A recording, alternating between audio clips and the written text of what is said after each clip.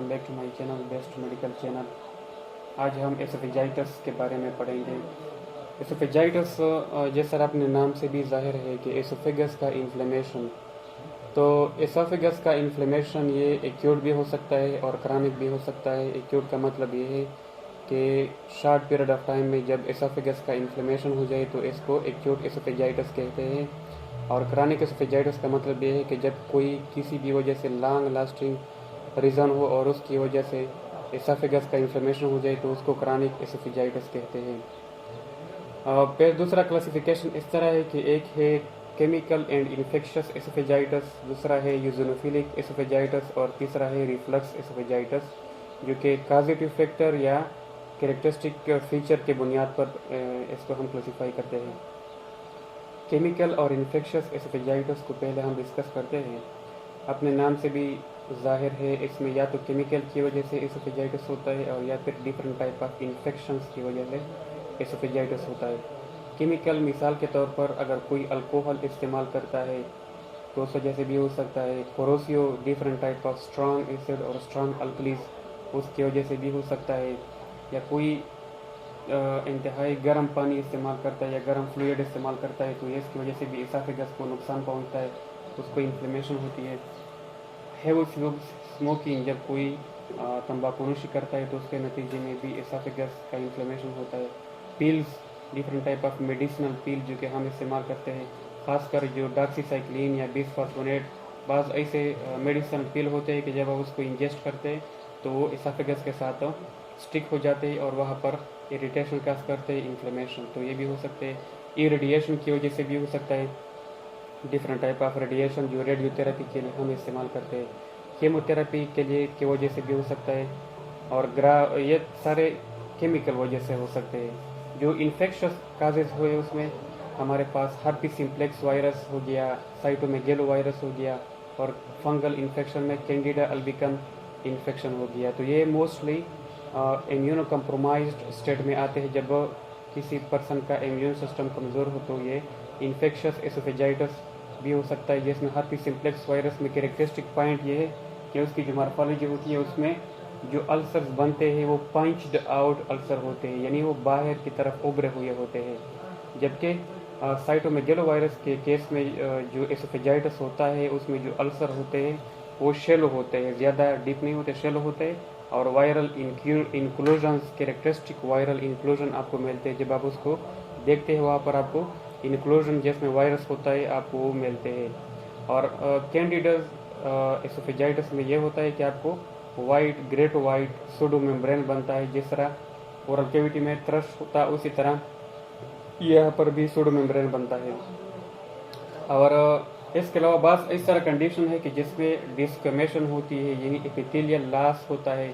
हमारा जो एपिथेलियल है वो लॉस होता है। तो डिफरेंट सिस्टमिक कंडीशन डिसऑर्डर है जिसमें एपिथेलियल लॉस होता है। मिसाल के तौर पर पेम्फिगाइड, जिसमें खर्च होता है या ओल्ड पीपल में होता है पेम्फिगाइड, में भी पैचेस बनते हैं, प्लेक्स बनते हैं। तो ये भी एक डिस्कमेटरी डिसऑर्डर है जिसमें एसोफेजाइटिस इसके साथ एसोसिएटेड है। इसके अलावा एपिडर्मोलाइसिस बुलोसा, जिसमें एपिडर्मस पर बुली या ब्लिस्टर बनते हैं, तो इसमें भी एसोफेजाइटिस होता है। क्लिनिकल फीचर क्या है केमिकल और इन्फेक्शियस एसोफेजाइटिस का? तो इसमें जो पेशेंट है उसको पेन महसूस होता है और डिस्फेगिया, यानी ओडाइनोफेगिया और डिस्फेगिया। जब वो स्वाल्विंग करता है तो वो उसको डिफ़िकल्टी होती है स्वाल्विंग में, और स्वाल्विंग के दौरान उसको पेन महसूस होता है क्योंकि एसोफेगस का इन्फ्लेमेशन हो चुका होता है। अगर हम इसकी मार्फोलॉजी को देख ले तो यहाँ पर चूँकि ये इन्फ्लेमेटरी कंडीशन है तो हमें इन्फ्लेमेटरी सेल इन्फिल्ट्रेट मिलेगा। यहाँ पर इन्फ्लेमेटरी सेल होंगे जिनमें न्यूट्रोफिलिक इन्फिल्ट्रेट है, यहाँ पर न्यूट्रोफिल मिलेंगे हमें। इसके अलावा चूँकि ये अल्सर बनाते हैं एपिथेलियम में तो ये एपिथेलियल अल्सरेशन भी विकास करता है और उसकी वजह से फिर ग्रेन्युलेशन टिश्यू बनता है और फिर आखिर में वो जब क्रॉनिक हालत में चला जाता है तो फाइब्रोसिस काज करता है। तो ये सारा केमिकल और इन्फेक्शियस एसोफेजाइटिस के एक्सप्लेनेशन था। दूसरा जो टाइप है यूजोनोफिलिक एसोफेजाइटिस, जिस तरह अपने नाम से जाहिर है कि इसमें increased number of intra epithelial eosinophil होते हैं। ये इन्फ्लेमेटरी कंडीशन है जिसमें जो इन्फ्लेमेटरी सेल्स होते हैं वो बहुत ज़्यादा यूजोनोफिल होते हैं। इस वजह से इसको यूजोनोफिलिक एसोफेजाइटिस भी बोलते हैं। और ये मोस्टली क्रोनिक कंडीशन होता है।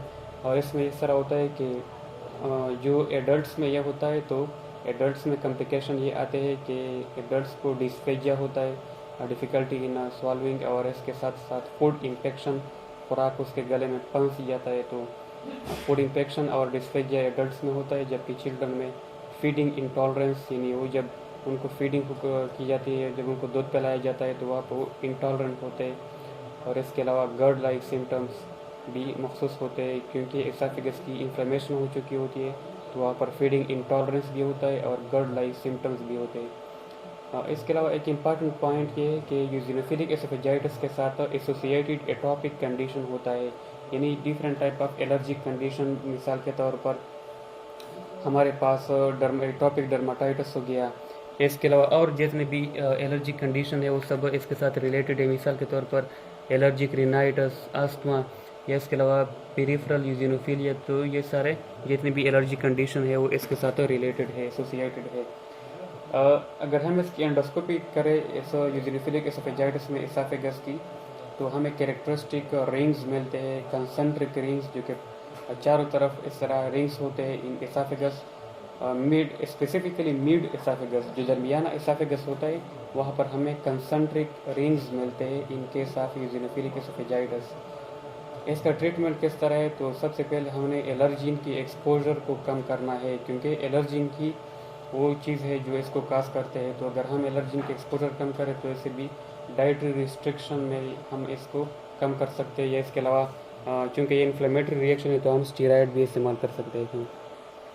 आखिर जो टाइप है वो है रिफ्लक्स एसोफेजाइटिस, जिसमें रिफ्लक्स का मतलब ये है कि जब गैस्ट्रिक कंटेंट की रिफ्लक्स होता है वो बाहर आते हैं थ्रू लोअर एसोफेजियल स्फिंक्टर। तो जब वो ऊपर आते हैं एसोफेगस में तो नॉर्मली तो हमारे पास जो सब म्यूकोसल ग्लैंड्स है अपर और लोअर एसोफेगस में वो सिक्रेट करते हैं, सब म्यूकस पर वो प्रोटेक्टरी नेचर रखते हैं। लेकिन अगर हमारे पास इस तरह केस आ जाए कि गैस्ट्रिक कंटेंट ऊपर एसोफेगस में आ जाए तो वो एसिड को एसिड इंतहाई सख्त कोरोसिव है, इस वजह से वो फिर वहाँ पर इन्फ्लेमेशन काज करता है। तो रिफ्लक्स एसोफेजाइटिस में गैस्ट्रिक रिफ्लक्स की वजह से एसोफेजाइटिस काज होता है। जबकि सीवियर केस में ऐसा भी देखा गया है कि जो ड्यूडेनम का जो बाइल है, ड्यूडेनल बाइल कंटेंट भी ऊपर आते हैं और उस वजह से भी एसोफेजाइटिस काज होता है।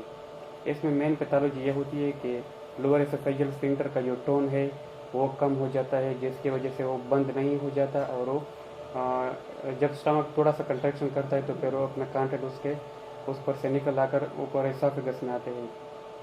और इसके साथ साथ एब्डोमिनल प्रेशर भी बढ़ चुका होता है, जिसकी वजह से एसोफेगस पर प्रेशर और स्टमक पर प्रेशर आता है और उसके कंटेंट ऊपर आते हैं। वो कंडीशन के जिसमें लोअर एसोफेजियल स्फिंक्टर का टोन कम हो जाता है, उनमें अल्कोहल यूज़, जब कोई शराब पीता है या तंबाकूनोशी करता है, या ओबेसिटी कंडीशन में भी रिफ्लक्स एसोफेजाइटिस होता है। Different type of CNS depressant जो लोग इस्तेमाल करते हैं, हाइटल हर्निया, जिसमें डायफ्राम का जो क्रोरा है वो आपस में सेपरेट हो जाते हैं और डायफ्रेगमेटिक कोरा के सेपरेशन की वजह से स्टमक ऊपर आता है।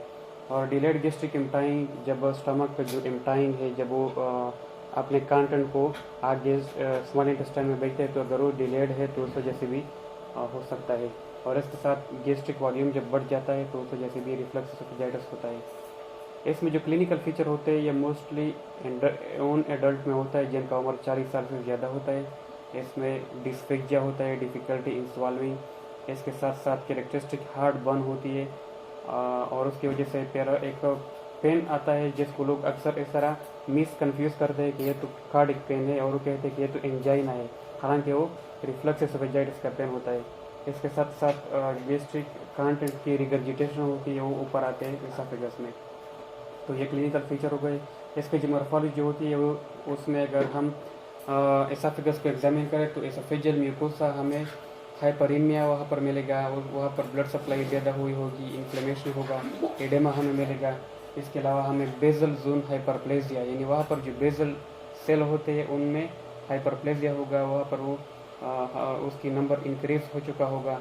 इसके अलावा अगर हम चूँकि ये एक इन्फ्लेमेटरी कंडीशन है तो यहाँ पर न्यूट्रोफिल या यूजिनोफिल हमें मिलेंगे जो वहाँ पर मौजूद होंगे। इसके कॉम्प्लिकेशन जब लॉन्ग लास्टिंग कंडीशन हो ये रिफ्लक्स एसोफेजाइटिस का, तो ये सबसे इम्पॉर्टेंट जो कॉम्प्लिकेशन है वो है बेरेट एसाफेगस। यानी बेरेट एसाफेगस हम आगे पढ़ेंगे कि जब मेटाप्लेजिया हो जाता है, जो एपिथेलियम जो है यूजोफिल एसाफेगस का, वो उसमें मेटाप्लेजिया हो जाता है और वो चेंज हो जाता है from squamous to other type of epithelium.